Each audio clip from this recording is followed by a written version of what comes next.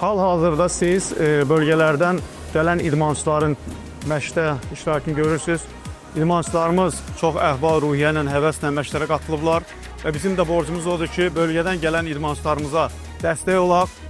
Nə ki, onların texniki, taktiki, fəndlər üzərində hansı ki, boşluqlar var, onları başa salaq və bu işdə onlara dayaq olaq ki, onlar Azərbaycan çempionatına daha da yaxşı hazırlaşsınlar və nəticə verməklə regionlarda yeni bir nəfəs versinlər. İdmançıların içərisində bizim müşahidə elədiyimiz hazırlıq vəziyyəti yaxşı olan idmançıları görürük və biz onlara maksimum dərəcədə dəstək olmaqla çalışırıq ki, onlar yaxşı nəticə verə bilsinlər.